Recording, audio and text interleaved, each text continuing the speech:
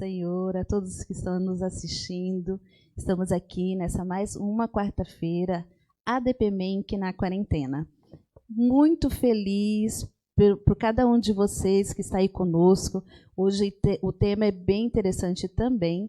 Nós estamos aqui com uma farmacêutica e vamos falar sobre farmacêutico, a profissão e o mercado de trabalho. Se você tiver alguma dúvida sobre medicamentos, vai colocando aí, vai mandando as suas perguntas, que ela está aqui justamente para isso, para responder para você. Né, Paulinha? Isso aí. Oi, gente, tudo bem? Quanto tempo?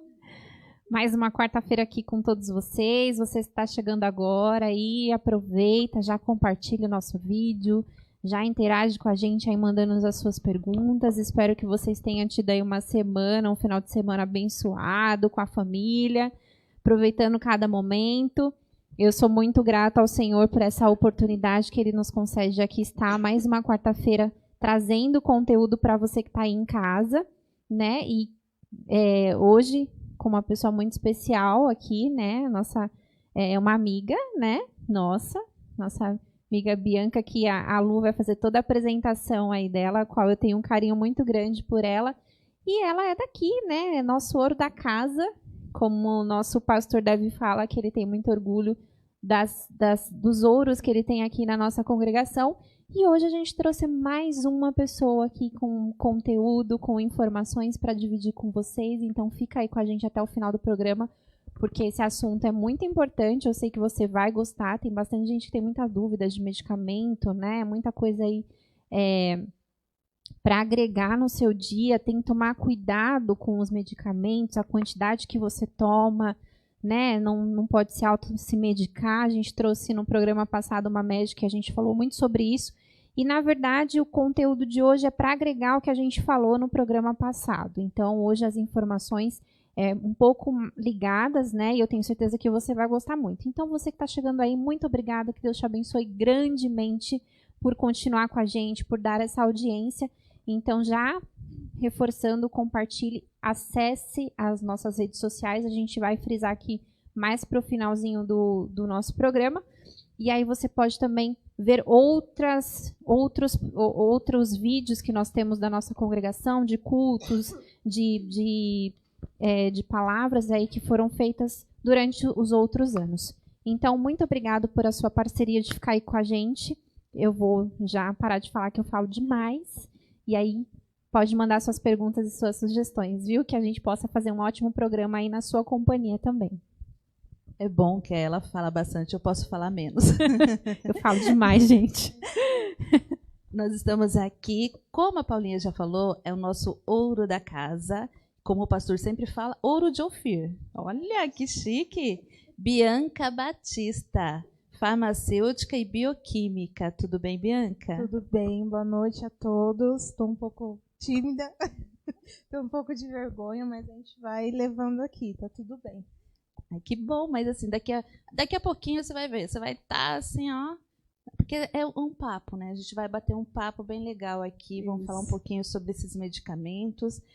E aqui a gente tem até umas caixinhas, né? Caixinha de medicamentos. Temos um estoque nós aqui já fizemos um estoque de medicamentos. A gente decorou o nosso cenário aqui. Eu já vou começar com uma pergunta bem pertinente. Quais os medicamentos dá para ter em casa?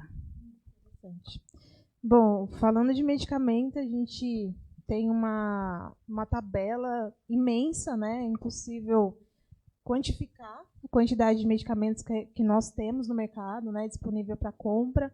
Mas falando de uso em casa, né? Os medicamentos que a gente consegue ter são aqueles de uso rápido, essencial, para o dia a dia mesmo, tá?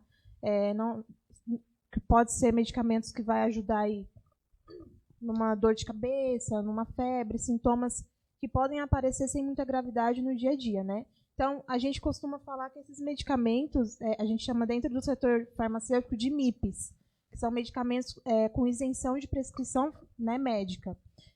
Esses medicamentos eles podem incluir várias tabelas, vários medicamentos disponíveis no mercado. Hoje, o que acontece muito é indústrias diferentes, laboratórios diferentes fabricarem a mesma substância. Então, tem a questão também do nome usual, nome comercial. Mas falando de substância, que fica muito melhor para nós como farmacêutico, é o que a gente pode ter em casa, né? Que é isento de prescrição, não tem tarja, paracetamol, dipirona, um ibuprofeno no limite de 300, 400 miligramas, tá? Passou dessa dosagem, aí ele já pede a prescrição. Uma Neosaldina, e agora falando um pouco de nome comercial, que fica mais fácil para a gente. Uma Neosaldina, um Advil, né? Um Dorflex, são medicamentos que não precisam de prescrição médica, tá? Eles são isentos e são classificados como MIP. Então, são medicamentos que a gente consegue ter para uso no dia a dia. É bom frisar, né, que todos esses medicamentos, mesmo podendo ter em casa e estar se medicando com eles, tem que tomar muito cuidado, né? Sim. Todos que alta dosagem Sim, pode exatamente. causar. A vigilância sanitária, né, a Anvisa, eles são o órgão que vai regulamentar, né, toda a liberação de medicamentos para o comércio, né, desde a sua produção, sua pesquisa clínica, para poder comercializar. Tem toda uma cadeia, todo um ciclo até chegar dentro da nossa casa, ficar lá disponível para o nosso uso no dia a dia. Mas o que acontece aí? Esses medicamentos, por mais que sejam substâncias mais facilitadas de compra e da gente aderir para ter em casa, continua sendo uma substância, uma droga, né? Uma substância que pode causar algum dano ao organismo da pessoa. Mas a vigilância sanitária trabalha numa sistemática de controlar o perfil de substância e quantidade. Então, dependendo da substância, ela vai passando a ter controles, né? Para poder comprar, adquirir e utilizar esse medicamento em casa. Então, muitas pessoas acabam tendo, por exemplo, reações alérgicas, que é o mais comum dos medicamentos que são liberados para a gente ter em casa. Então, infelizmente, a gente não tem uma gama tão alta de testes e exames que a gente consiga com facilidade ter acesso para falar que eu, ou você, todo mundo é alérgico a X, Y, Z medicamento, por mais simples que ele seja. Então, muita gente acaba identificando a alergia na utilização. Então, uma dipirona, né, um paracetamol, um ibuprofeno, são medicações que a gente pode ter em casa, mas que a gente pode ter alergia, pode ter alguma restrição e não pode utilizar. Acaba, infelizmente, de utilizando sem saber que tem a restrição, né, e tendo as reações aí adversas. Então, você que está em casa nos assistindo, muito cuidado na hora de se automedicar. Cuidado, mesmo que sejam esses remédios aí cotidianos que a gente usa para febre. Mais uma aqui, uma dúvida, porque a gente fala assim, o médico passa lá para a gente, tomar um comprimido a cada 8 horas, tomar uma cápsula. Qual que é a diferença entre comprimido, drágia e cápsula? Tá. Comprimido, drágia e cápsula são as apresentações, né, que a gente tem mais facilitadas para poder identificar em prescrição médica ou até mesmo comprar quando é liberado sem a prescrição. Qual que é a diferença? O comprimido, ele é a apresentação mais simples e mais utilizada, mais usual, tanto para compra livre quanto quando o médico prescreve. O comprimido ele vai ter um pó, né, um ativo em pó, e ele é dissolvido com alguns outros recipientes, que a gente chama, no português, claro, ingredientes, né, para dissolver esse ativo e dar liga nele. Então, quando a gente tira esse comprimido do blister, né, quebra o blister, tira o metalzinho e ingere, esse comprimido ele vai degradar no organismo, mas ele é dependente de algum líquido do próprio organismo, que é aquele líquido gástrico, né, que fica do esôfago até o estômago. Por quê? Porque ele é um pozinho e ele oxida com facilidade, tá? Esse é o comprimido. O comprimido ele tem uma forma de utilização mais prática, mais usual. Diferença dele para a drágia. A drágia ela também vai ser um comprimido, a diferença é o revestimento dela. Ela vai ter uma película protetora no revestimento que retarda o efeito, a desintegração desse medicamento no estômago. Então, enquanto o meu comprimido faz um efeito mais rápido, porque ele oxida muito rápido diante do suco gástrico, né? A minha drágia ela vai ter um efeito médio, não vai liberar tão rápido assim, né? Ao ponto de proteger um pouco mais o meu trato gástrico até chegar no estômago e também liberar esse ativo de uma forma mais demorada, né? Vai retardar a liberação, tá? Então, a drágia ela tem uma qualidade melhor no seu revestimento, justamente para proteger o ativo e fazer ele desintegrar demorado, né? De uma forma mais demorada. Ô, Bia, uma dúvida. Eu posso tirar abrir a cápsula? Eu já pensei nisso. Agora, porque são 3, né? 3 tipos. São 3, existem outras, mas são as 3 principais, né? Falando de cápsula, né, ela é revestida de uma película gelatinosa, tá? A gente vai ter aquela cápsula que ela é mais conhecida como um gel mesmo, tanto a sua película quanto o conteúdo que tem dentro, mas a gente vai ter também aquela cápsula um pouco mais barata para o mercado, como matéria-prima. Falando de matéria-prima, ela é mais barata para o mercado, que é aquela cápsula que a gente consegue abrir, né, para tirar o conteúdo, e normalmente esse conteúdo de dentro, ele é um pozinho, tá? Qual que é a finalidade dessa cápsula? É a deglutição do medicamento, né? Então, quando eu tenho um problema para desintegrar um comprimido, tanto comum quanto a drágia que é revestida, aí a gente vai utilizar a cápsula, né, para ter uma facilidade de deglutição, uma vez que o revestimento dela é gelatinoso, logo a saliva não gruda, a gente não tem o contato, né, tão facilitado com a saliva que fica no suco gástrico. Então, essa cápsula vai passar mais fácil e vai desintegrar mais fácil lá no estômago. Isso pode se dizer pela potencialidade do remédio, por ele ser muito forte, ou isso não tem nada a ver? Não, isso não é um critério primário, seria lá no final dos critérios, mas é uma questão de qualidade de uso mesmo. Para mim utilizar esse medicamento com mais facilidade, ele pode ser em cápsula, né, para eu não ter problemas gástricos. Então, em que momento que é muito utilizado as cápsulas, e são essas cápsulas em si que a gente consegue ver que ela tem uma divisória no meio dela, para a gente abrir, exatamente, né, chama atenção. Então, pessoas que têm muito problema gástrico, né, feridas, úlceras, gastrites, tomam esses medicamentos para que passe mais fácil e não exija tanto do próprio esôfago, né, que é uma parte do órgão antes de chegar do estômago, para que ele consiga dissolver mais facilmente, tá?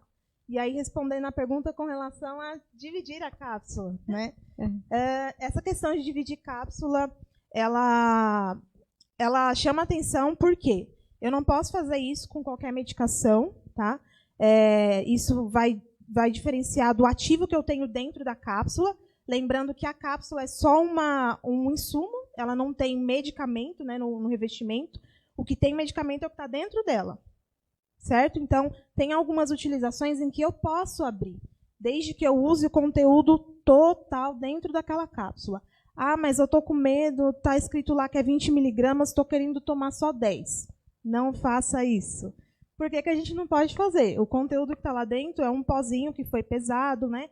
Foi calculado o seu ativo na produção do medicamento, e a partir do momento em que eu abro a cápsula e tiro o pó, eu não sei o quanto já oxidou no ambiente e o quanto que eu estou tomando. Então, a cápsula é um tipo de apresentação que a gente não sugere a abertura para poder fracionar a quantidade do pó que tem dentro.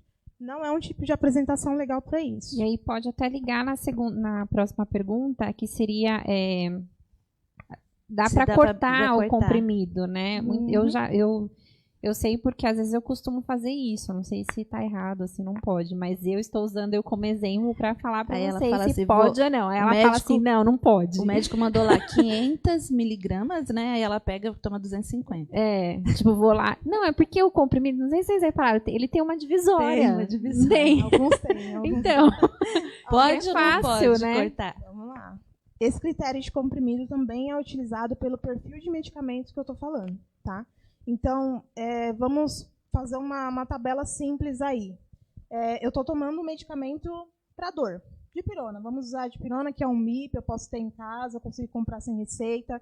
A dipirona é um comprimidinho. Existem alguns laboratórios que fazem ela no comprimido e alguns que fazem no revestido, né? Justamente por conta de proteção do estômago mesmo e retardar o efeito de liberação que a gente falou lá na primeira pergunta. Mas, quando eu utilizo esse medicamento, eu estou cortando ele no meio, eu estou dividindo a dose. Muitas das vezes, o que eu cortei, eu também não estou conseguindo calcular exatamente o que eu estou cortando. Existe hoje cortadores de comprimidos, vocês conseguem achar em qualquer farmácia, cortador de comprimido para facilitar, porque às vezes a pessoa está tomando um medicamento controlado e ela precisa fazer manutenção de dose, ela tem um acompanhamento médico, e isso se relaciona muito com pacientes que usam medicamentos contínuos. para hipertensão, para diabetes, né? Para tireoide, coisas do tipo, né? Que são medicamentos de uso contínuo e precisam ser utilizados para controlar alguma coisa e não deixar a pessoa em risco. Então, esses medicamentos, às vezes, passam por algum ajuste de dose com o próprio acompanhamento médico. E, às vezes, o próprio mercado farmacêutico, a indústria, não fabrica aquilo numa dose quebrada, numa dose fracionada.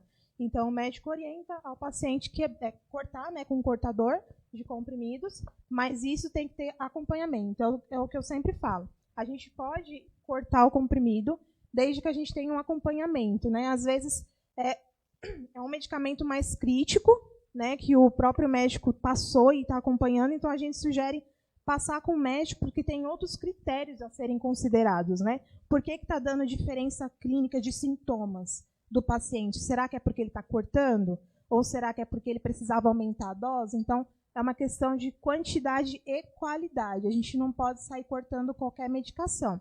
O que a gente sempre orienta na prática farmacêutica, principalmente em drogaria, né? Que é onde eu passo minha maior parte do dia.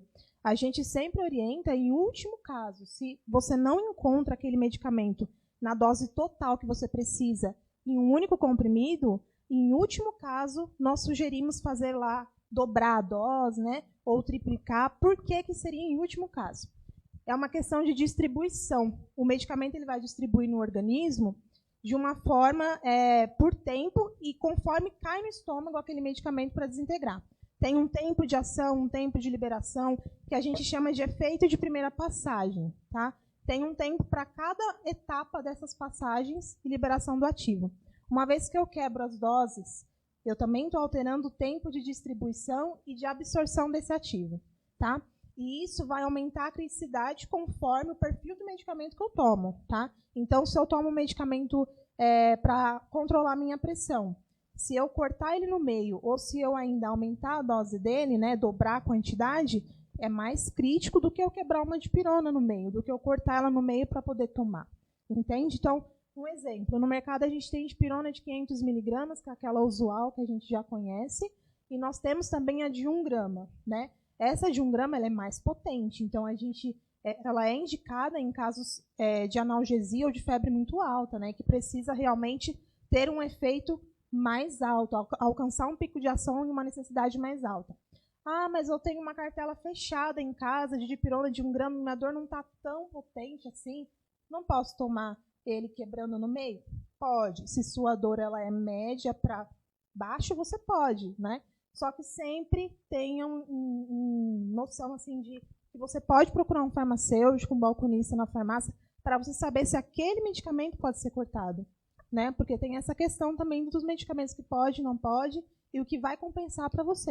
Porque assim, é muito delicado essa situação, né?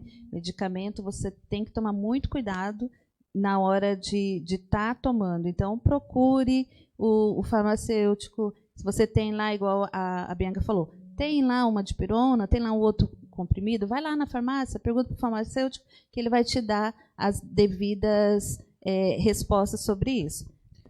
Quero mandar um beijo aqui, ó, tem bastante gente aqui. Pastora Vera, um beijo, minha querida. A Maria Silva, Jennifer. Também temos aqui o pastor Carlos Morac, a Simone Neri. Beijo, Simone. A Tartilane, o Ivanildo, que é o nosso Davizinho. Elias Silva, Andréia Marinho, o Elcinho. O Elcinho está nos assistindo. Daqui uns dias o Elcinho vem aqui, se Deus quiser. Felipe Duarte, que também fez uma live aqui conosco sobre esportes, né? E Felipe Silva e a Paula Costa. Estão, a Ama Celcina. Estão todos aqui ligadinhos conosco. E já tem pergunta. Que chique. Gente, estou muito feliz que vocês estão aí. Então, vocês fiquem até o final e ajude a gente a fazer esse programa. Vocês fazendo as perguntas, tirando todas as suas dúvidas. Aproveita que é de grátis. É grátis. Não é uma consultoria grátis aqui para vocês. Então, aproveite esse momento, faça aí sua pergunta, mande para a gente. Eu já quero agradecer imensamente todo mundo que está aí com a gente, acompanhando esse programa. fazendo todas as quarta-feiras ser um diferencial aí na vida de vocês. Então, esquece a novela lá, tá? Não vai lá pra novela, não. Fica aqui com a gente, que aqui tem informações importantes. Aqui é bem mais Esquece interessante. um pouquinho lá a TV. Vamos ficar aqui no YouTube, no Face, que tem bastante informação legal até o finalzinho do programa. A Simone colocou, Bia, sua linda. Obrigada. Tem uma pergunta da Simone, né? Você consegue fazer aí, porque da minha tela saiu aqui. Tá. A Simone pergunta assim, Bia. Os medicamentos genéticos são confiáveis mesmos? Genéricos. Boa. Uma pergunta muito, muito boa, usual no dia a dia. Eu respondo essa pergunta todo dia para o pessoal na farmácia, para os nossos pacientes, clientes. E, assim, como que funciona a indústria farmacêutica para poder contar a historinha rápida e vocês entenderem como que funciona a comercialização do medicamento e as necessidades, né, que precisam passar aí pela vigilância, todos os critérios de órgão sanitário, para que esse medicamento seja comercializado com a garantia dele, né, de eficácia, de efeito, tudo certinho. Bom, os medicamentos, eles possuem alguns testes pela vigilância sanitária, né, que a gente chama de biodisponibilidade, bioequivalência. São os principais testes utilizados no processo de controle de qualidade, que fala que o medicamento ele é biodisponível, ele é bioequivalente, ele vai conseguir passar pela transformação, né, no organismo, biotransformação, e ele vai produzir o efeito dele, que ele foi projetado por bula, né, por projeto de medicamento na bula. E os medicamentos genéricos, como que funciona um pouco o critério deles? Eles precisam obter a mesma formulação, o mesmo ativo, a mesma concentração, tá? E as mesmas matérias-primas utilizadas pelo referência, tá bom? Então, o genérico ele é confiável. Por quê? Por mais que ele altere lá a origem da matéria-prima, ele tem que ter a mesma matéria-prima. Eu costumo utilizar muito o exemplo de um bolo, né? Que a gente faz em casa. Eu estou fazendo um bolo de chocolate, a Paulinha também está fazendo um bolo de chocolate, a pastora também está fazendo um bolo de chocolate. A diferença está na nossa origem de matéria-prima. No seu bolo de chocolate você vai usar 5 ingredientes, eu vou utilizar os mesmos 5 ingredientes e a pastora também. Mas você comprou do Itambé, eu comprei do Leco, entendeu? Essa é a diferença para o genérico, né? Então, o genérico ele tem uma diferença na origem de matéria-prima, né? Os fornecedores que fornecem a matéria-prima são diferentes, mas eu tenho que utilizar as mesmas matérias-primas, principalmente o ativo. O ativo tem que ser o mesmo, concentração também tem que ser o mesmo, e eles precisam passar pelos mesmos testes que passou o referência. Então, a diferença entre eles aí vai ser que o referência teve um valor de pesquisa agregado, né? Ele fez um projeto de pesquisa, ele buscou a formulação, uma formulação nova, ele inovou com uma fórmula nova, para colocar no mercado. Então, ele tem um valor de pesquisa, né?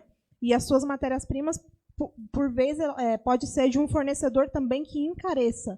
Tem tudo isso também. E o genérico ele é tão confiável, tão confiável quanto referência, tá? Pode se utilizar assim. Na verdade, falando mais claramente, ele foi pode-se dizer que criado pela questão do valor. E ele pode-se dizer que ele é mais comercial, né? Custo-benefício. Custo-benefício, exatamente. É tanto que nós temos hoje laboratórios no mercado que fabrica a mesma medicação que é referência e ele vai lá, cria um outro CNPJ, um outro nome como genérico e fabrica aquela mesma substância, mas com nome genérico, né? Com a tarjinha genérica e todos os critérios que a vigilância precisa. Então, isso envolve também muito custo-benefício para a empresa, uma né? Questão financeira mesmo de tributo, uma questão muito voltada para o financeiro. E é tanto que no SUS, o próprio SUS, ele fornece medicamento de referência, mas a prioridade, né, a taxa ali de medicamentos na lista do SUS é genérico, por uma questão financeira. Aqui a gente tem uma pergunta aqui da Diana. Beijo, Diana. A Diana faz uma pergunta assim, ó. Essa pergunta dela é bem... A paz do Senhor, meninas. Eu gostaria de saber se eu posso ficar tomando Dorflex toda hora, porque eu tenho dores musculares. Então, toda hora que ela tiver dor muscular, ela pode ir lá e tomar um Dorflex? Antes de você responder essa pergunta, a Paulinha está mandando um grande beijo. Falando que está com bastante Paulinha. Saudade aí de você. Saudade, aparece na nossa igreja, vem visitar a gente. Exatamente, está devendo uma visita, Paulinha, vem aqui nos visitar. Pode responder agora. Então, toda hora que ela tiver dor muscular, ela pode tomar um Dorflex? Bom, Dorflex ele tem uma base lá de analgésico, relaxante muscular, né, que vai produzir o efeito de relaxamento e de analgesia no músculo, né, principalmente no músculo é o foco, mas todo medicamento tem seus efeitos adversos. Quando a gente fala desses MIPs aí, que o Dorflex ele é um MIP, é classificado como MIP, eu posso comprar sem a prescrição médica, né, eu consigo ir lá e pegar normalmente. Eu tenho que me preocupar com a quantidade, exatamente isso que ela falou. Tomar toda hora está exigindo muito do meu organismo e às vezes eu tomo até mesmo fora da terapia, né? Porque o medicamento ele tem por bula um intervalo de horário entre uma dose e outra, entre um comprimido e outro. E às vezes eu estou tomando desenfreado, não respeito esse intervalo. Eu acabo exigindo muito dos meus órgãos que vai metabolizar esse medicamento, que seria o quê? Receber o ativo, desintegrar ele e transformar ele para eliminar ele depois, né? Fazer a ação dele e depois eliminar o restante. Os principais órgãos envolvidos no processo de metabolização, primeiro é o fígado, principal órgão, e depois a gente tem outros órgãos também. Às vezes, algum medicamento ou outro exige do rim. Mas, no caso do Dorflex, a gente está sobrecarregando a função hepática, que é a função do nosso fígado. A gente está pedindo demais para o meu fígado metabolizar toda hora, toda hora, toda hora. Muito interessante. Eu gosto de tomar Dorflex também. Então, Nossa. a gente pode tomar um Dorflex desde que eu não tenha alergia a nenhum ativo ali. É porque o Dorflex entra muito na questão do dipirona, do paracetamol, Você sente uma dor, né? Você sente uma dor, você está muito tempo sentada, sente uma dor, aí você vai lá, toma um Dorflex. Acaba também chegando um determinado momento que ele perde assim a eficácia dele. Sim, pode acontecer. A sensação de perca de eficácia ela está totalmente ligada a eu precisar muito dos meus órgãos, né, para poder metabolizar esse medicamento. Falando do Dorflex, ele tem uma substância nele que ela é de primeira geração do relaxante muscular. Tá? Tem muitos relaxantes musculares no mercado, mas, se não todos, a maior parte deles produzem o efeito de passar na barreira hematoencefálica do cérebro. Tá? Então, nesse critério, ele vai produzir alguns outros efeitos adversos também. Pode produzir sono, tudo isso, tá? Que é normal dos medicamentos que atravessam essa barreira. Eu vou confessar uma coisa para vocês. Tem gente que pega a bula do remédio e fica lendo. Eu confesso que eu não faço. Eu não sei se isso é errado ou certo. Você que vai me falar, Bia. Eu leio. Mas eu não leio porque, assim, você vai ler a bula, não sei se você de casa é assim, que nem eu. Gente, dá medo, não dá? Porque, assim, cada remédio que você toma tem um efeito colateral. Então, assim, se você for ler exatamente tudo que tá lá, você não toma o remédio. Exatamente. Aí, mas agora mudou, né? As pessoas, o que a gente faz? Pega o remédio, aí vai pra internet. Aí joga lá no Google para buscar o que aquele remédio faz, por que ele é, por que ele serve. Aí você começa a ver um monte de coisa.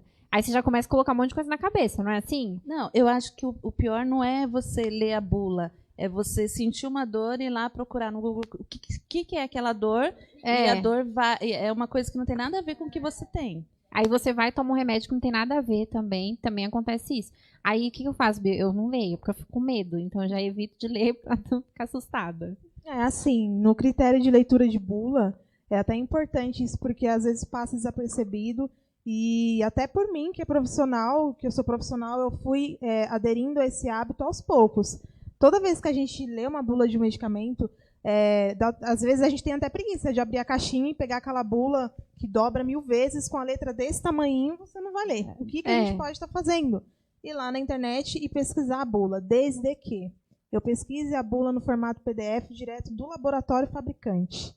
Nada de procurar aquela bula que aparece lá no primeiro site do Google, que vem aberto para você. E tem muito fake news também, né, Exatamente, Bia? alteração de bula, né? Então, isso pode acontecer também. Então, toda vez que você tiver uma dúvida e quiser procurar tirar essa dúvida, não tiver acesso a um farmacêutico na hora, né, não conseguir esse acesso, você deve e pode procurar a bula, desde que seja uma bula direto do laboratório. Aquela bula que a gente costuma jogar lá no Google, bula em PDF do medicamento tal. Se possível, joga até o laboratório para bater a informação. E aí você vai pegar um arquivo fechado em PDF. um arquivo não editado. Então, essa informação ela é muito mais verídica. Aí, vocês que estão aí em casa, que tenham dificuldade de mexer aí na internet, pede ajuda, né? Pede para alguém ajudar, né? Os netos, os filhos, para buscar, porque às vezes você está indo num site que não é confiável. E aí, às vezes, você está tendo alguma informação que vai colocar na sua cabeça. Aí, em vez de você estar com um problema, você já acha que já está com outro. Aí pronto, aí aí complicou toda a situação. Aí o que era físico já fica psicológico. Agora então, assim, tem que tomar cuidado. Uma pergunta da irmã Celcina. Quem que fez a pergunta do Dorflex? Foi a Diana. A Diana, só para finalizar, Diana, respondendo sua pergunta, se você tem essas mesmas dores, nas mesmas intensidades, ainda tomando Dorflex, interrompe o uso e procure um médico, um especialista. Ortopedista, a dor é muscular, né? Isso. Ortopedista, reumatologista, é mais a fundo ainda a especialidade de reumatologista para entender de fato o que acontece, porque é algo crônico. Ainda com medicação, pode perceber que se toma muito, é porque está voltando em pouco espaço de tempo. Então, é o remédio algo já não está fazendo tanto efeito. Não, não é o específico, não é o medicamento específico para o que ela precisa. Às vezes, ela tem uma inflamação. Dorflex não combate a inflamação. É que passa só naquele período, né? Também. Exatamente. Passa, depois volta e vai ficando isso daí direto. Crônico, vai e volta. Tem bastante pergunta aí. Então, da irmã Celcina, você tá com a pergunta dela? Ela colocou assim, já saiu do medicamento, tá? A irmã Celcina saiu um pouco do medicamento aqui, ó. Peraí, gente, que eu preciso me achar. É normal o batimento cardíaco chegar a 90? Batimento cardíaco. A gente está falando de resposta clínica, né? De sintoma. Bom, batimento, ele... Ela colocou, eu vou só acrescentar, tá? Ela colocou, sendo que eu tenho pressão alta. Tá. O batimento e a pressão, eles estão ligados indiretamente. Não é diretamente. Cada um deles representa uma coisa, uma função do nosso coração, né? O batimento, ele está indiretamente ligado com a pressão. Então, se eu tenho uma pressão mínima e máxima subindo, a tendência é que os batimentos subam juntos. Mas isso pode acontecer também do contrário, da pressão ser um pouco mais alta para uma pessoa que é hipertensa, e esses batimentos chegarem a quanto que ela colocou? 90. 90 é super normal. É a irmã Celcina, né? Isso. Ela tem em média aí quantos anos de idade? Só pra gente... mais de 50, né? Ou 50, irmã Celcina, por aí. Tá. Irmã Celcina, coloca aqui pra gente. De 50. Super normal. Irmã Celcina, super normal. A gente costuma dizer que os batimentos, eles têm que estar entre 60, 65 a 100, tá? No aparelho que a gente mede. Em estado de uma pessoa sentada, igual a gente está aqui conversando, né, batendo um papo. Esse batimento tem que ser apresentado de 60 a 65 a 100. Tá? Isso vai ser super normal. Por mais que a pessoa seja hipertensa, mas a minha pressão é 16/9 e meus batimentos é 90. Ok, a senhora é só hipertensa e trata a hipertensão com outra medicação. Os batimentos estão dentro do padrão. É esperado. Ela colocou 55. 55? Então, acho que aí a gente tem que ter um pouco mais de atenção, tá? Se os batimentos dela é 55, Não, o batimento dela é 90, ela tem 55 anos. Tá certo, tá super certo. Batimento tá ok, tá dentro do padrão, que a gente falou lá de 60 a 65 a 100, tá? Para uma pessoa em estado de repouso. E a idade dela também é contribuinte para desenvolver hipertensão, mas não quer dizer que ela vai ter um desequilíbrio, uma arritmia dos batimentos. Tá correto. Interessante. Ótimo. Você tá com a da Paula aí? Você faz a... Da Paula é assim, ó. Esse medicamento, vou ler devagarzinho, tá? Que os medicamentos têm uns nomes, né? Gente, só uma dica, eu não quis fazer porque eu ia enrolar a língua. É muito medicamento, não é muito difícil. Não estou preparada para esses nomes diferentes, gente. A gente também tem dificuldade lá no dia a dia, gente. Ivermectina. É bom para vermes e previne as bactérias do Covid? Olha só, eu sabia que eu ouvi essa pergunta hoje. Por que será? Vamos lá, ivermectina. Por bula, né? Olha como que ela fala rápido. Não, ela nem enrolou a língua. Eu ia ficar 2 horas aí só para ler o nome. É isso. A ivermectina é um medicamento, né? É muito utilizado aí nos processos de alguns parasitas, principalmente utilizado aí no uso pediátrico para piolho, né? até mesmo no uso adulto para piolho, tem muita professora que adquire lá na escola, também junto com as crianças. Ainda bem que eu nunca adquiri. E também para escabiose, né? Que é aquelas coceiras originadas por um parasita específico, tá? Essa era a utilização mais vista dentro do âmbito da saúde, né? Prescrição médica para compra na farmácia, que a gente consegue identificar. Com a vinda do Covid, foram realizados testes, né? Principalmente na região internacional, fora do Brasil, com a ivermectina.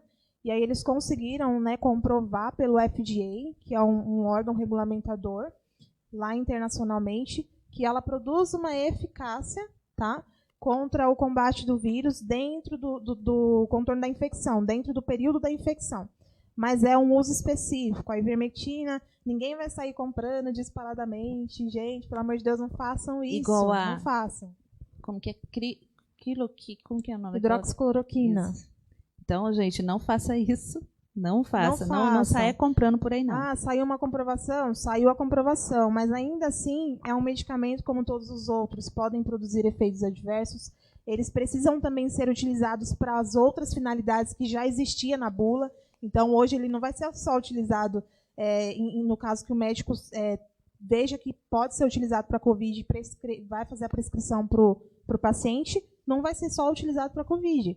Uma hora, agora é mais difícil porque as crianças não estão indo para a escola, mas uma hora ou outra pode ter escabiose também, que a gente tem tido muitos surtos de escabiose ultimamente, nos últimos meses.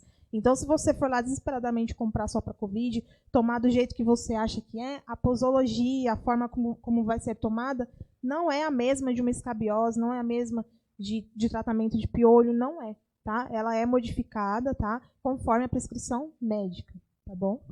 Entendi. Ótimo. Tem uma pergunta aqui da irmã Denise. Paz, minha linda, tudo bem? Pai, sua irmã Denise. Deus te abençoe grandemente. Ela colocou assim: paz, boa noite. Um exemplo, estou com dor no corpo, daí eu posso ir na farmácia falar que estou com dor em tal lugar no corpo e eles poderiam me passar qualquer remédio sem passar no médico? Aí eu vou acrescentar com uma outra que está muito ligada também, que a Rai Dias. Ela falou que essa farmacêutica é a melhor da Vila Menck. Ó, que ótimo. Então ela te olha, conhece. Ela te Rai conhece. Dias. Rai Dias. Essa daí trabalha comigo, né? Que Suspeita. ótimo. Ela colocou assim, que eu acho que também está ligada aí a pergunta da irmã Denise também. Eu posso estar com dor no joelho, ver um remédio na internet e ir comprar? Esse tipo de automedicação é perigoso? Então, são duas perguntas que eu vou lá por conta própria, digamos assim, na farmácia e vou lá e te peço alguma medicação. Uma, ela colocou uma dor específica, mas pode ser que eu tenha outra dores gerais e vou lá e peço esse remédio. E da Denise, da irmã Denise, é a mesma coisa, né? Eu posso estar com a dor no corpo, alguma coisa assim, eu vou lá na farmácia e peço se você pode me passar algum remédio sem passar no médico. Isso. Sim. Sim, o farmacêutico, ele pode atender, né, essa pessoa e identificar, né, através de perguntas chaves, perguntas que a gente consegue utilizar no dia a dia mesmo no atendimento, para entender se essa dor ela é uma dor consequente de algum ato, de alguma queda, de alguma lesão, ou até mesmo dores que são originadas de uso de outros medicamentos. Então, respostas sintomáticas de uso de outros medicamentos que pode causar essa dor também. Então, a gente tem que observar melhor o cenário, literalmente fazer a anamnese, né? Fazer lá a entrevista com o paciente e entender o caso dele pontualmente, né? Não é só passar qualquer medicação, indicar qualquer medicação, e ainda assim medicação que nós possamos fazer indicação. Né? Eu vejo, é muito a realidade hoje, o farmacêutico é muito amigo do povo do bairro, não é? Assim, tem muito isso, né? E aí eu vou assim, eu vou lá na farmácia porque é meu amigo, vou lá e consigo pegar um remédio. Acontece muito isso, né? Mas normalmente ali ele está agindo como profissional mesmo, assim. Isso, então, ele pode fazer isso. Ele pode estar fazendo isso, ele pode estar prescrevendo, né, assim, digamos assim, um medicamento. Indicando a medicação que é liberada. Então, para essas dores, vamos fazer, dar um exemplo que a dor dela é geral, a gente faz a anamnese, faz a entrevista, identifica que não é originada de uso de outras medicações, as medicações que a pessoa toma para uso contínuo não geram, né, esses efeitos adversos, ou ainda a pessoa não utiliza medicação nenhuma de uso contínuo, né, as dores dela aparecem sem muito motivo. Então, a gente tem que considerar todos esses critérios para me indicar a medicação. A pessoa também tem que ser bem verdadeira, né? Exatamente. Porque, às vezes, chega lá no farmacêutico e tem algumas perguntas que ele faz que ela não responde. Então, tem que ser muito verdadeira também. Isso, para ficar mais correto. claro, né? Para que a gente consiga entender melhor o cenário em que está a pessoa, para que a gente consiga identificar se dá para indicar a medicação também ou se não. Esse caso pode ser sério, e aí eu falo, ó, vai no médico, né, passa. A gente fala até mesmo, às vezes, do especialista que você tem que passar para ficar mais fácil, né, identificando que não está nas nossas mãos, que a gente já passou do nosso controle, é possível que seja mais sério, a gente sempre indica que vá no médico realmente, tá? Mas se é algo mais simples, se é uma dor que é originada de algum esforço físico, normalmente as pessoas de mais idade possuem muitas dores reumáticas, né, nas articulações, nos ossos, porque se perde algumas substâncias e vitaminas degenerativas, que é conforme a gente vai avançando em idade, tá? Isso pode acontecer muito, então a gente tem que fazer uma anamnese. É literalmente buscar lá a atenção farmacêutica, tá? Buscar a conversa, o diálogo, para a gente entender melhor o cenário. A Simone, que está aqui com a gente, a Simone já virou nossa fã de carteirinha aqui, né? Eu falo que é super fã. É super fã, sim. Simone, um grande abraço. Ela está colocando aqui, voltando lá no comecinho que a gente falou do Dorflex, ela colocou assim, é verdade que o Dorflex atrofia o cérebro? Vamos lá. A gente comentou, né, que o Dorflex tem uma base de analgésico e relaxante muscular. Aquele relaxante muscular, ele é uma substância, né, de primeira passagem, ele consegue produzir o efeito adverso de atravessar a barreira hematocefálica, cérebro. A gente está falando de cérebro e está totalmente associado com a pergunta dela. A longo prazo, esse medicamento ele pode alcançar aí, sintomas negativos, né? Então, se atravessa a barreira hematocefálica, a primeira coisa que você vai esperar, uma pessoa mais lenta, né? Mas isso, para chegar nesse nível, tem que ser uma utilização muito desenfreada por um longo tempo, entende? Então, além de sintomas neurológicos, a pessoa, primeiramente, que eu acredito que pode acontecer, é ter o sintoma hepático, né? Porque você está exigindo muito do teu organismo para metabolizar aquela medicação. Mas sim, a longo prazo, dependendo da faixa etária da pessoa, principalmente se for idoso, ele pode causar danos cerebrais, sim. Porque contém uma substância ali que atravessa a barreira hematocefálica. Ela acrescentou aqui que quando ela toma, ou qualquer... Bom, não sei se você vai conseguir responder, mas assim, ela colocou assim, quando eu tomo Dorflex ou qualquer outro remédio, para dor sinto muita tontura e parece que a pressão fica baixa, é normal? Normalmente, né, a dipirona ela pode causar uma queda de pressão. Mexe bastante, né, a dipirona.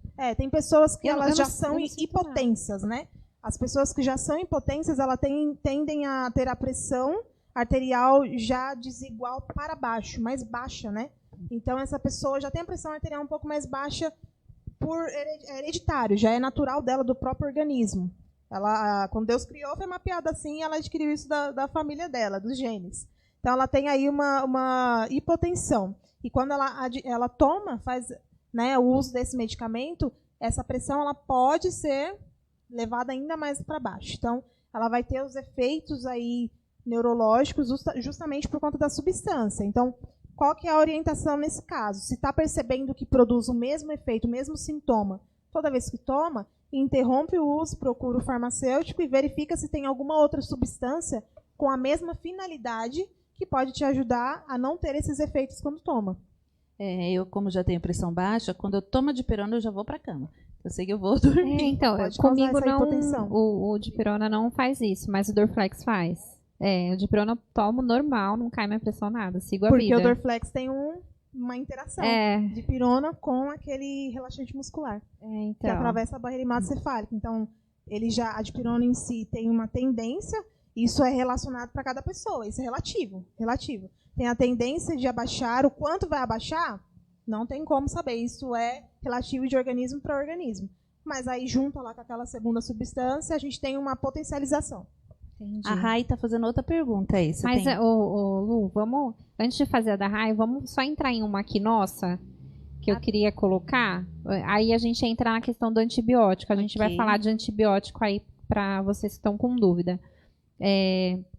Onde guardar os medicamentos? Legal. Bom, os medicamentos, eles possuem, né, o perfil de armazenagem muito relacionado à temperatura e umidade de ambiente, tá bom? Muito relacionado. Mas tem alguns medicamentos que no seu rótulo de embalagem, ele vai especificar lá que ele tem um tipo de armazenagem diferenciada. Por exemplo, medicamento de geladeira, né? Uma insulina. Pessoas muito idosas, né, ou até mesmo pessoas jovens que já têm a diabetes desenvolvida e têm a necessidade de fazer uso de insulina, sabe que tem que ficar em geladeira, né? É um medicamento rotulado. Não é que a gente faz a orientação, põe na geladeira para te ajudar melhor. Não. Ele é um medicamento que foi criado e tem necessidade de refrigeração. Porque se não tiver refrigerado, ele tira a estabilidade, tira a eficácia, né? Vai deteriorando esse medicamento ao ponto dele não produzir a eficácia dele e fazer ainda mal. Então, existem medicamentos que podem ficar em temperatura ambiente, mas existe a rotulagem necessária de fábrica. Então, tem que tomar muito cuidado. Se eu tenho uma caixinha de medicamentos na minha casa, muito cuidado, porque alguns não podem ficar ali. Você tem que sempre procurar informação na embalagem. Se não tiver, e você tiver dúvida, procurar informação com o farmacêutico. As embalagens, elas não são microporosas, né? Eu digo microporosas que elas pegam o cheiro ou pegam o gosto do ambiente. Por exemplo, eu deixei esse remédio do lado de um... É um exemplo, tá, gente? Eu sei que vocês não vão fazer isso. Mas do lado de uma água sanitária, por exemplo. Pode acontecer, a longo prazo. Depende do perfil de interação, né? Eu tenho aqui, vamos pegar um blister aqui aberto, para dar um exemplo.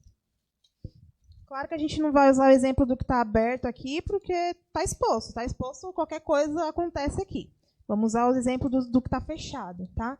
Isso aqui que eu tenho, ele é um metalzinho simples, tá? Que é utilizado no processo de embalagem para lacrar, tá bom? O meu blister para fechar.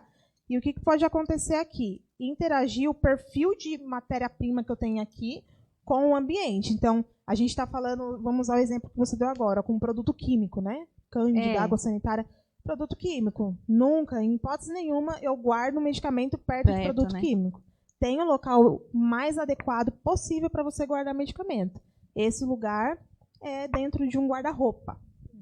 Guarda-roupa mesmo, que a gente coloca a nossa roupa lá no quarto, é o melhor local para a gente guardar nossos medicamentos, né? Uma gaveta que tenha dentro do guarda-roupa, ou então uma caixa organizadora de medicamentos, eu coloco dentro do guarda-roupa. Por quê?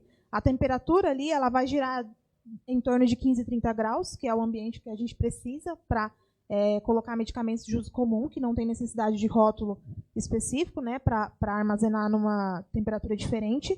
E a umidade dentro do guarda-roupa também colabora para a boa armazenagem desse medicamento. Então, o melhor local que eu tenho que pôr ali. Em hipótese nenhuma, eu ponho no banheiro, na cozinha. Mas na cozinha está arejada, deixa a janela aberta. Não é o suficiente, porque na cozinha você tem alteração de temperatura da própria utilização. Você usa geladeira, você usa fogão. Tudo isso altera a temperatura do ambiente. Eu falo isso porque, assim, eu trabalho com uma fabricação de um refrigerante em específico. E a embalagem desse refrigerante, ela é microporosa. Então, assim, se eu coloco esse refrigerante perto de alguma coisa, eu vou perder como que fala? Exatamente. Então, assim, por isso que eu tentei relacionar isso com o remédio, porque tem gente que ainda faz isso, né? Nunca guardar medicamento perto de coisas que são muito voláteis, que pode modificar a estrutura dele, por mais que ele esteja dentro de um blister, de uma caixa, a longo prazo isso pode ser modificado. Sim, o ambiente pode alterar a umidade, a temperatura e alterar o que eu tenho também dentro do blister, né? A qualidade. Exatamente. E para descartar remédio, como que a gente faz para descartar? Bom, o descarte de medicamentos hoje, ele é feito por um credenciamento, né? A primeira opção seria a farmácia. As farmácias, nem todas, tá? Nem todas têm esse credenciamento, mas existe o credenciamento com os órgãos sanitários para poder fazer o descarte. Então, você procura uma farmácia, né, que tenha esse perfil de credenciamento para descartar o teu medicamento. É a melhor opção. Mas existe também algumas logísticas e os próprios fabricantes, a indústria farmacêutica, que tem um setor chamado de logística reversa. Esse setor ele vai receber esse medicamento para trazer ele de volta na cadeia. Então, é o que eu digo. O medicamento, para chegar na nossa casa, ele passa um ciclo todo, né? Ele passa a fabricação, a distribuição, a logística, transporte, farmácia, sua casa. Tem toda uma cadeia. O que vai voltar é seguindo o mesmo fluxo, né? Se você não conseguir passar pela farmácia, tem esse adendo que eles criam para você falar direto com o laboratório. Ou ainda a própria logística farmacêutica, né? A gente tem uma empresa chamada Roche, que eles trabalham com bastante medicamento de vários fabricantes, né, do mercado nacional. Então, você pode entrar no site da Roche e lá tem um campo de descarte de medicamento, que eles têm o credenciamento junto com o órgão sanitário para descartar. Tá? Esse acesso você faz eletrônico mesmo no site, procura lá o posto mais próximo, tá bom? Para poder fazer o descarte, e aí você faz direto com a logística reversa que tem acesso com a indústria. Então eu posso procurar na internet e eu consigo esse descartando o medicamento, eu tenho fácil acesso? Desde que seja com a logística reversa associada ao fabricante do teu produto. Olha lá qual que é o laboratório que fabricou a tua caixinha. Que for Roche. Às vezes ele não tem esse credenciamento com o órgão público, né? Não está credenciado e liberado para o público final fazer esse acesso. Eu posso pegar, então, os meus medicamentos e levar numa farmácia? Sim, procurar uma farmácia credenciada. E se eu não souber qual é a farmácia credenciada? Mesmo assim, eu chego lá e aí o farmacêutico, ele fala, pode te orientar. Ele pode te orientar. Você vai perguntando. Essa eu não sabia. Perguntando se é credenciado para o descarte. Infelizmente não somos. Mas tem outras farmácias. Existem, sim, muitas opções de credenciamento de farmácia para descarte. Aproveitando aí, falando em descarte, medicação vencida. Tá vencida, aí a pessoa fala, mas só está 15 dias. Mesmo critério. Descarte. Mas eu posso tomar? Não, só tem 15 dias. Não, tomar não. Descarte, sim. A gente segue no mesmo critério de descarte de um produto. Eu já ouvi muito isso, né? Mas tem só 15 dias de vencido. Não pode, gente. Não pode. Mas é só uma dipirona, não pode. É correr o risco para pagar a consequência, né? Não vamos fazer isso. Viu, gente? A gente não pode porque existiram uns testes lá atrás que validaram aquele medicamento, a eficácia dele, e diz que ele é eficaz dentro daquele X período, que é a fabricação e a validade que está lá na caixinha e no blister. Depois desse período, pode ser que ele não seja, pode ser não, é muito provável que ele não seja mais eficaz, tá? O fabricante não consegue garantir isso, e ainda que ele te produza muitos efeitos adversos piores do que aqueles que podem acontecer utilizando um produto na validade. Tá? Então, nesse critério, alergia, empolamento de pele, acontece muito. Tomei o medicamento depois que eu vi que foi vencido, não me aconteceu nada. Ok, você correu um risco e não aconteceu nada. Mas gente, vai ficar pelo risco amor sempre. de Deus, tomem cuidado com o medicamento vencido. Pelo amor de Deus. Eu não sei, Bia, se é aconselhável, mas assim, a maioria das pessoas com mais idade, não sei se eu posso colocar dessa forma, se é a forma mais correta, toma muito medicamento, né? E são vários, é medicamento para pressão, paciente polifarmácia. É medicamento para isso. Paciente polifarmácia. Né? Então, assim, aí tem agora uns kits, né? Eu não sei como que pode falar, que você coloca os comprimidos que você tem que tomar no dia. Um compartimento para suportar esses medicamentos, né? Para suportar, para guardar, desculpa. É aconselhável usar isso? Porque, por exemplo, tem muita gente que confunde muito remédio, né? Principalmente os idosos, sim. Gente, eu tô falando isso porque acontece mesmo. É normal, acontece. Super normal, gente. O meu, vou dar o exemplo do meu tio. Ele confundiu a medicação. Não sei se a pastora lembra que ele foi parar até no hospital. Tem, acho que foi. Não sei se foi esse ano, não me recordo. Mas ele misturou calmante com remédio de pressão, alguma coisa assim, porque ele era muito parecido. Então, vocês precisam, além de tomar cuidado com a validade do remédio, vocês também têm que tomar cuidado com o remédio que você está tomando. Então, é aconselhável, não sei se eu posso falar isso, posso falar que é aconselhável usar esses compartimentos para organizar? Existem diversos compartimentos para armazenar esses comprimidos já fracionados, né, tirados do blister, coloca lá a divisória. o que está inovando bastante dentro da indústria de correlatos, que produzem esses compartimentos. Eles produzem com cores diferentes, coloridos, né, para falar que esse é de dia, esse é de tarde, esse é de noite, ou ainda produzem lá com opção de etiqueta, vem com um pouquinho de etiqueta para que você, depois de abrir e colocar os comprimidos, identifique cada compartimento da caixinha, porque às vezes, muitas das vezes, esses medicamentos vão ser tomados em horários diferentes, né? E eles precisam ser tomados no horário X para produzir o efeito dele. Isso. Entende? Só guardar separado, ele pode te ajudar na questão da logística, de pegar o medicamento e tomar o que precisa ali no momento que está muito fácil, tudo um do lado do outro. Mas também pode dificultar por ser parecido. Exatamente, um compartimento transparente com vários comprimidos diferentes. Então, tem todo esse critério. A gente tem que identificar melhor o local que eu estou colocando, para que a pessoa seja mais visual, entende? Ela consiga ver e identificar que aquele é daquele horário, entende? É isso. Bacana. Que acontece muito com os pacientes idosos, eles são muito visuais. Estão aprendendo aí, gente? Vão anotando todas as dicas aí, que eu estou aprendendo bastante coisa aqui. O bom é que as perguntas que o pessoal está fazendo é quase as mesmas que a gente colocou aqui, né? Que, né? A Simone também perguntou sobre os medicamentos vencidos, então já está explicado. Mesmo critério de descarte, não tome. E aí ela já pergunta sobre o anticoncepcional, que a gente também tinha colocado, só que a gente colocou nossa pergunta assim: antibiótico diminui o efeito dos anticoncepcionais?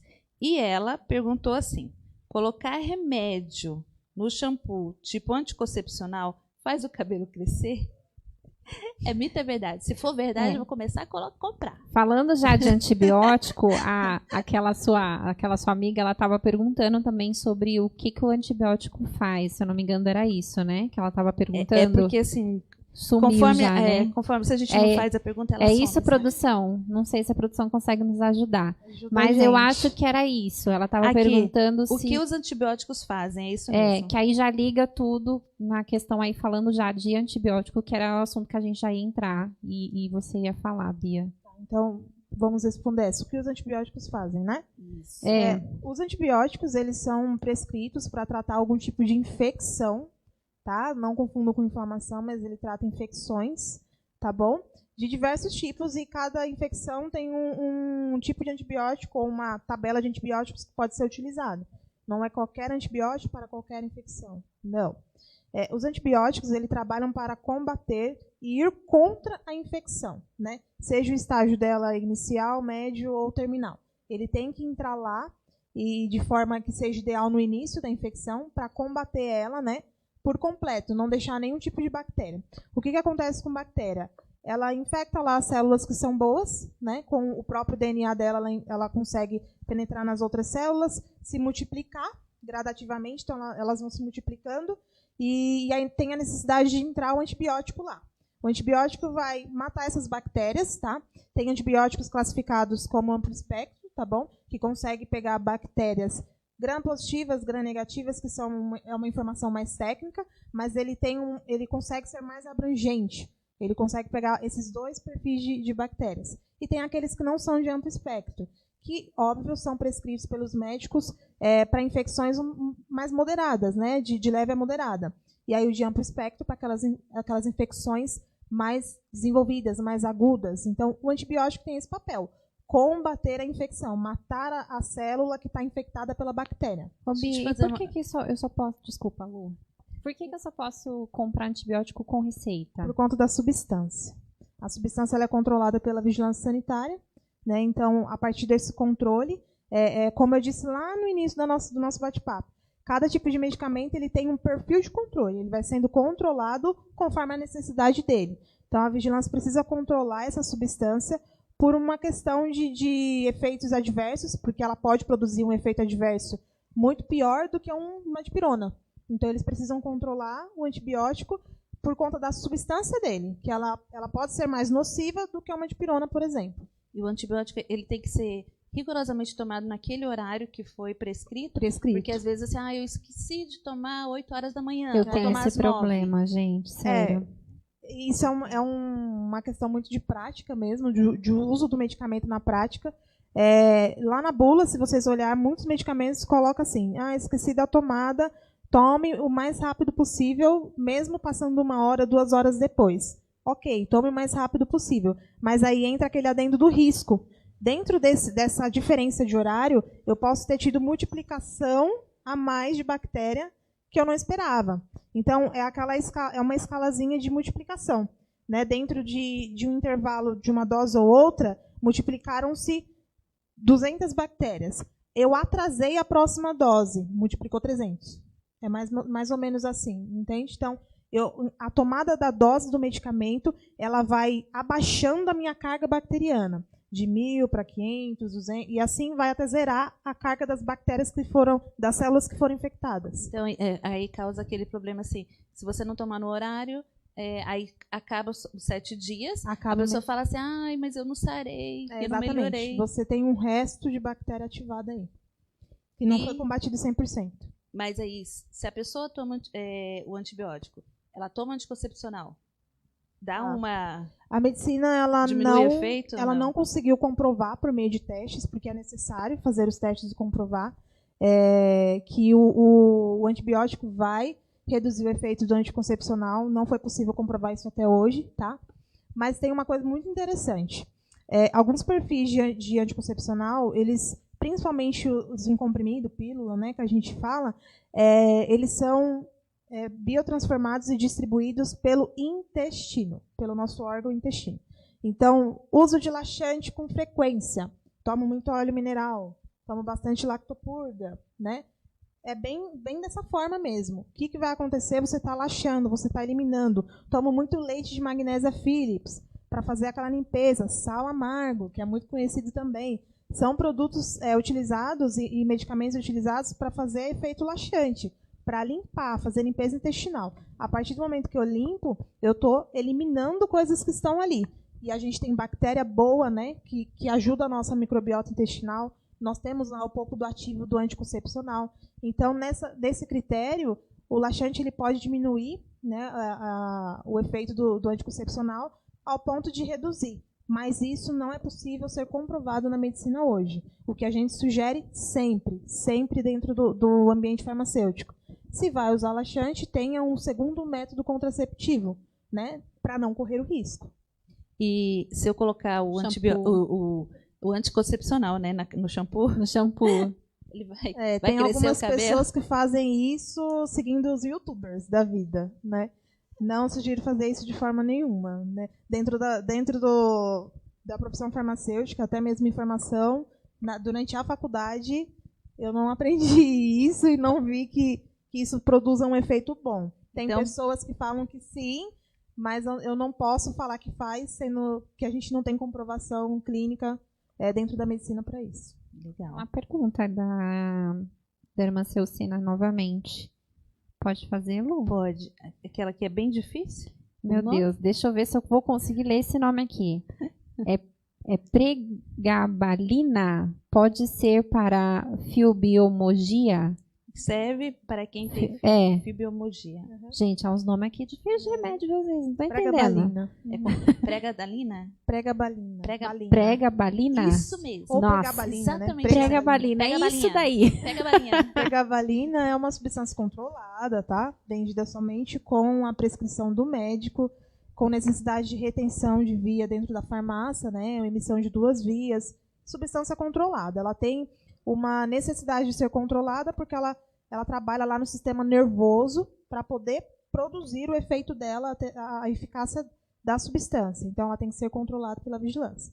É uma substância que é muito prescrita, sim, no CID, né, dos médicos reumatologistas prescrevem ela para tratar a fibromialgia. Ela é muito prescrita, ela é muito utilizada, só que tem que passar com a análise do médico, do especialista, até porque é uma substância que pode produzir os efeitos adversos em grande escala ou também em baixa escala, isso vai depender do organismo da pessoa, e aí é necessário um acompanhamento médico para entender se a pessoa pode utilizar esse medicamento, se de fato ela foi diagnosticada com fibromialgia. Tem tudo isso, hein, então. Mas é sim um medicamento utilizado na fibromialgia, mas não consegue se comprar sem facilidade. Bastante coisa. A irmã Maria, ela colocou um relato aqui, Socorro, né? É uma Socorro, na verdade. Vai ser uma Socorro. Paz, minha querida. Amém. Ela colocou assim, a paz do Senhor. Há uns anos atrás eu estava com problema de coluna e aí eu consultei o vascular e daí ele me passou um tratamento apropriado para o problema, mas não estava fazendo efeito. Aí eu comprei o ômega 3 original e daí eu fiz um tratamento por 6 meses e sarei até hoje. É bom o ômega 3? Legal. Ela teve um problema de... Problema vascular. Tá, ela teve um problema vascular, tá ligado aí às veias, né? Parte sanguínea, irrigação de sangue, principalmente para as extremidades, que a gente fala que é as pernas. O problema vascular, ele pode ser dado em vários lugares do nosso corpo, tá? Em locais que a gente menos imagina, mas é mais usual do dia a dia que seja nas pernas, tá? Então, o que acontece com o ômega 3? Ele tem várias finalidades, ele tem muitas fabricantes que fabricam ele associado a outras substâncias para produzir outros efeitos também, parte neurológica, tá? O ômega 3 é o óleo de peixe, né? Ele vai principalmente auxiliar no sistema sanguíneo. Então, ele vai atuar como antioxidante ali da parte de... Desculpa, deixa eu só te corrigir. Ela falou que é problema na coluna. E consultei um vascular, ela colocou. É isso mesmo, é coluna. Então, a gente tem que arrumar as informações. Se ela teve um problema na coluna ligado a algum problema vascular, possivelmente estava, tá? Comprimindo alguma artéria, algum nervo, alguma passagem que irriga sangue para aquela região, provavelmente o ômega 3 exerceu o papel de limpar o sangue, né, ao ponto de irrigar ele melhor para aquela região e ela parar de sentir as dores. Porque as dores da coluna, dependendo da região, está ligada à compressão de nervo, né, de tendões, onde o sangue não é bem irrigado. Então, nesse critério, tentando entender melhor o cenário dela, o ômega 3 ajudou limpando o sangue ao ponto de irrigar ele melhor, tirar as impurezas do sangue para que ele tenha uma circulação melhor para a região necessária. Foi isso que aconteceu. Bacana. Mas, tem umas perguntas aqui, nossa. Eu posso fazer uma que está aqui que eu acho bem bacana, Lu? Pode. Eu vou pular, na verdade. Ela vai pular várias, né? Porque eu vou pular várias, tem porque muita pergunta. Tem muita pergunta. Eu só posso tomar um remédio com água? Legal. A água, ela tem uma função quando a gente toma a medicação, seja comprimido, drágia, cápsula, que é evitar irritações do esôfago, né? Ela é um veículo para levar o medicamento aonde ele precisa ser desintegrado, né? Que ele precisa ser aberto e fazer o efeito dele, distribuir para fazer o efeito. Então, a água, ela tem um simples papel de levar, ela serve como um veículo para levar o meu comprimido, cápsula, para fazer o efeito. Uma vez que eu não tomo o medicamento com água, eu estou causando uma irritação, principalmente na parte do esôfago. Ô, Bia, mas assim, eu posso tomar então com leite, com café, não, com suco de cafeína laranja? corta o efeito do remédio? Também. Cafeína? Por exemplo, eu tomei com café, café. ou com refrigerante. Ou com enfim. leite, porque tinha Pode muito reduzir, disso, né? pode reduzir. Isso depende de interação. A substância, a cafeína é uma substância. A cafeína com a substância do medicamento que eu estou tomando. Então, ela pode tanto reduzir, dependendo da substância que está interagindo com ela, quanto estimular. Tem tudo isso. Então, ela vai depender da substância que eu tomo. Falando sobre o líquido que eu tomo, né, fora a água, os outros líquidos, leite, suco, isso vai depender do tipo de medicamento que eu tomo. Mas 98% de todos os medicamentos que eu tomo tem que ser com água. Tem que ser com água porque é uma substância incolor, inodor, não tem gosto, não tem nada, não tem cheiro. Então, ela não vai modificar o medicamento que eu estou tomando. Uma vez que eu tomo com leite, com café, são substâncias mais pesadas. Substâncias que podem modificar e interagir com o medicamento que eu estou tomando. Então, não se sugere que faça isso. Inclusive, tem uma classe de antibióticos que não pode ter contato com leite, por exemplo. As tetraciclinas. É uma família que não pode ser tomada com leite porque ela pode produzir efeitos severos aí na questão adversa. Tá? Então, tem que tomar muito cuidado, né? Sempre muito. água. Sempre água. E assim, é melhor tomar em jejum ou nas refeições? Critério de medicamento também. Tem medicamento que precisa ser tomado em jejum, mas em sua maior parte, né, existem medicamentos não são tantos, mas que precisam ser tomados em jejum. Tem um medicamento com nome bem difícil. O nome dele é Bronchivaxon. Meu Deus, Ele é utilizado, é só um exemplo. Ele é utilizado bastante em tratamento de problemas pulmonares, tá? De infecção pulmonar. Pacientes pulmonares utilizam ele, né? Com prescrição médica, com acompanhamento médico. E ele, para exercer o seu efeito, precisa ser tomado em jejum. Outro exemplo, medicamento que regula o hormônio da tireoide. Né? Os medicamentos que regulam o hormônio da tireoide, em sua maior parte, têm necessidade de ser tomado em jejum para produzir o efeito dele. Mas, de restante, assim, de uma forma geral, a maior parte dos medicamentos, principalmente aqueles que produzem, têm uma dose mais alta, uma concentração mais pesada, eles podem agredir o seu estômago, o seu esôfago, produzir efeitos negativos. E aí a gente sugere que seja tomado após alguma refeição, né? Que não esteja com o estômago vazio, para não agredir, né, o esôfago, o estômago, na sua maior parte. Mas isso tem que ser analisado, tá? Por isso que tem que ter prescrição. Se não tem prescrição, tem que ter acompanhamento do farmacêutico para entender se aquele medicamento é necessário em jejum ou ele não tem necessidade. Ok. Bacana. Vou fazer mais uma aqui. Qual deve ser a formação do profissional farmacêutico para fazer a prescrição? Só podem prescrever farmacêuticos que trabalham em farmácias e drogarias? Essa pergunta voltada para prescrição farmacêutica, né? Isso. Tá. O profissional farmacêutico, depois que ele se forma, faz a graduação, ele ainda não está habilitado para poder prescrever medicamento, né? Ele ainda não pode fazer a prescrição assim, semelhante à de um médico, né? Semelhante porque não é igual mesmo, ela é diferenciada. Depois que o farmacêutico se forma, é necessário fazer a pós-graduação de farmácia clínica, com ênfase em prescrição farmacêutica, e ainda assim, com essa pós-graduação, o farmacêutico ele recebe as informações do que ele pode prescrever e o que ele não pode. Então aqui teria até mais uma assim. Então ele não pode prescrever qualquer medicamento. Não, ele não pode prescrever um antibiótico, ele não pode prescrever uma pregabalina, né? Vou usar os exemplos que foram citados para ficar mais prático para a gente. Ele não pode, porque são substâncias controladas pela vigilância. Tem lá a tarjinha dela vermelhinha, escrito na caixinha que é vendido por prescrição médica somente com retenção de receita, né? Esse tipo de tarja de medicamento, ela não pode ser prescrita por um farmacêutico, né? Pegar um talão de medicamento e prescrever ele lá. Normalmente, os farmacêuticos que conseguem ter a habilitação são os pós-graduados, né, em farmácia clínica e prescrição, com ênfase em prescrição, e que são que têm uma utilidade maior dessa pós no dia a dia, na sua rotina de profissão, no âmbito hospitalar, que trabalha com equipe multidisciplinar, com biomédico, com médico, com fisioterapeuta. Então, nesse ambiente, ele utiliza mais a prescrição, tá? No ambiente também de manipulação, tanto de homeopatia quanto alopatia, tá? Que são os medicamentos homeopáticos e aqueles medicamentos que não são homeopáticos, mas são lá formulados na farmácia magistral. Então, o farmacêutico pode prescrever, mas desde que tenha um limite, né? Substâncias fitoterápicas, MIPs, que não tem a exigência da prescrição médica. Essas são substâncias, né? Drogas vegetais. São medicamentos que o farmacêutico pode prescrever depois da pós. Legal saber disso.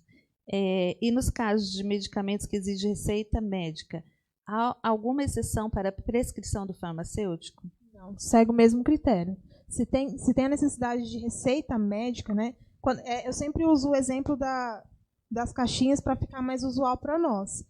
Tem lá, venda com prescrição médica, sob prescrição médica.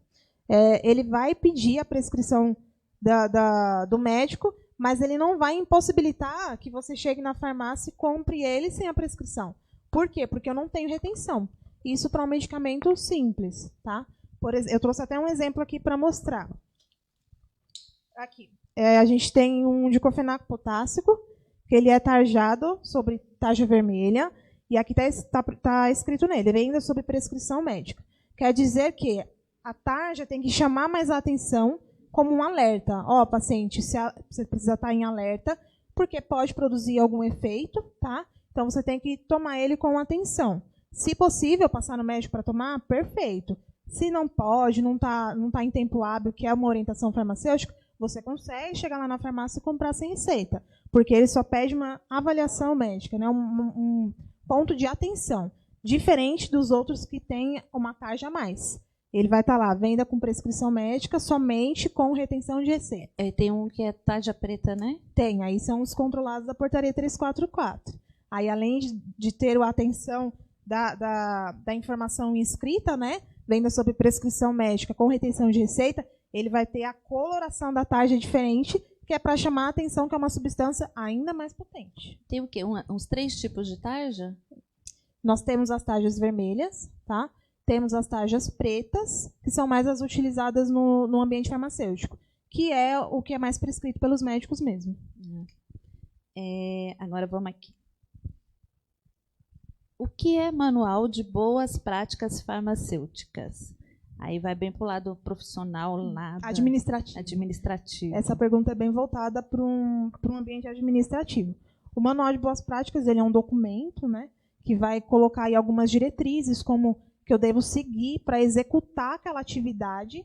Ela pode ser no ambiente prático, drogaria, manipulação, análises clínicas, ambiente de indústria, mas ela é mais focada e tem um peso maior no ambiente de indústria, né? Empresas grandes que produzem têm o contato primário aí com matéria-prima e formação de medicamentos, de dermocosmético, todos os produtos dentro da cadeia farmacêutica, né?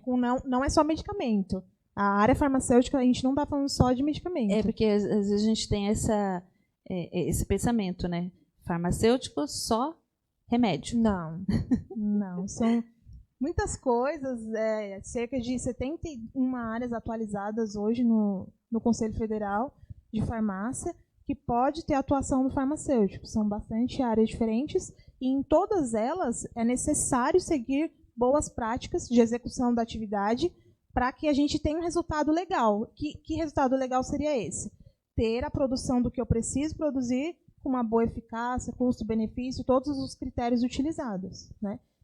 Para resultar o que a gente realmente projetou e ele suprir as expectativas que a gente tinha lá atrás. Então, a gente tem que seguir uma cadeia e todos os padrões e regras, né, para executar aquilo ali, garantir que aquilo ali vai fazer o que precisa. Bacana. Você vai fazer mais alguma pergunta ou a gente vai encerrar?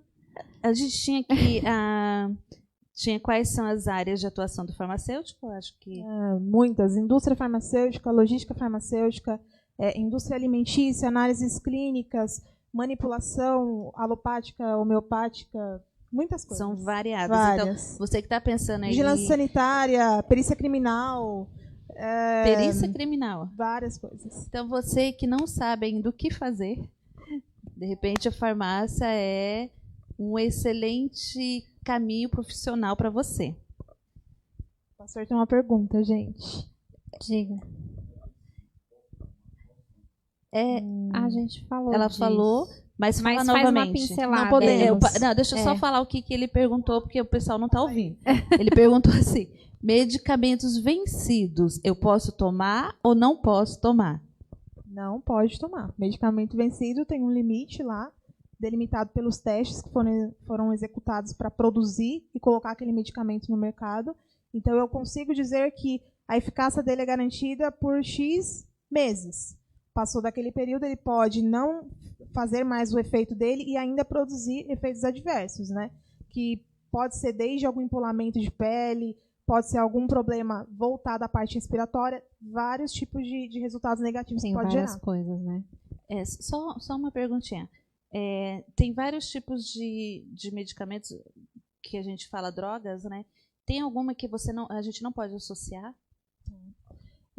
Existem muitas interações que podem acontecer, mas a mais simples que a gente utiliza para ficar mais prático para todo mundo no dia a dia é a questão de medicamentos que produzem efeitos na barreira hematocefálica. Então, os calmantes, tanto os que são vendidos sem prescrição médica, que a gente consegue indicar no dia a dia, ou ainda aqueles que têm a substância mais pesada e precisa da prescrição médica, que é da portaria 344, esses medicamentos eles vão produzir um efeito no sistema nervoso, certo? Ele pode gerar um sono, uma sonolência de leve, média ou muito alta. A partir do momento que eu tomo lá um medicamento como esse, eu vou dar um exemplo aqui. Eu tomei uma passiflora, que é uma substância mais simples, pode ser comprada sem receita, né? E aí eu tomo um relaxante muscular junto. Nossa, eu não consegui levantar no outro dia. Se interagiu, as duas substâncias se interagiu, tá? E isso vai evoluir conforme o tipo de substância que eu estou tomando. Pode ser um diazepam, que é um medicamento controlado, utilizado como calmante, né? Ele é tarja preta, é utilizado como tarja preta, e aí a pessoa toma um relaxante muscular junto. Aí pode ter vários efeitos, hipotensão, queda de pressão, a pessoa pode desmaiar, entende? Ela pode ter todos os efeitos, tontura, náusea, efeitos originados da interação mesmo. Então a gente tem que evitar isso daí. Bacana, gente. Acabou. Acabou. Foi muito bom Foi. mesmo. E assim, ela estava super tímida, falou que não ia falar nada. Eu falo que todo mundo que senta aqui fala assim, eu não vou conseguir falar não nada, vou conseguir, não vai sair. Mas olha, parabéns. Arrasou, Bia. Nota 1000. Gente, dá para ajudar. O que for bom, possível. Gente, muito Deus bom. abençoe aí vocês que ficaram com a gente até agora. Quem vai assistir esse vídeo depois, está assistindo depois, que Deus possa abençoar você aí ainda mais, que esse vídeo possa ter agregado o seu conhecimento, né? Eu quero agradecer a Bia, né? Uma grande amiga, que Deus possa abençoar mais ela nessa área, que possa acrescentar mais aí financeiramente para ela dentro dessa área, né? Que ela possa evoluir ainda mais, investimento, exatamente. Então, só frisando, é ouro da casa. A gente tem muito orgulho de falar isso para vocês, então eu queria agradecer essa oportunidade de mais uma vez estar aqui com vocês. Muito obrigada para quem ficou aí com a gente até agora. Espero que a gente tenha sanado todas as dúvidas. Caso vocês queiram ainda saber mais sobre a profissão, ter mais conhecimento sobre a área, você que talvez tenha interesse de fazer farmácia, enfim, pode seguir aí a Bia nas redes sociais, procura ela lá. Qual que é o seu Instagram, Bia? Agora você não perdi. lembra? Ela não Eu sei que o Face dela tá como Bianca Batista. Então vocês procurem ela lá, podem chamar ela para ela fazer uma consultoria aí. Ou me procurar a gente na farmácia. Exatamente. Também. Então, assim, se for possível auxiliar, a gente está à disposição. É isso aí. Então, podem procurar ela se vocês precisarem. Que Deus abençoe. Quarta-feira que vem nós estamos aqui de novo para trazer mais informações, mais conteúdos. E que Deus possa, e que você possa continuar com a gente aí, né, Lu? Porque quarta-feira tem mais. Quarta-feira faz 2 meses. 2 meses. Para quem achou que não ia, né, fluir esse negócio, a gente já tá 2 meses aí com vocês, trazendo bastante coisa aí toda quarta-feira. Compartilha, divulga esse trabalho, compartilha nos grupos que você segue, nas suas redes, nos seus amigos, no YouTube. Se inscreva no nosso canal. Exatamente. ADP Menk, curte lá o nosso canal. Esse programa vai para lá. A gente termina aqui, a gente já coloca lá, então você pode também assistir esse programa lá e compartilhar com seus amigos. Deus abençoe, que eu falo demais. Muito obrigada. Que Deus abençoe cada um de vocês. Uma ótima semana. Amém.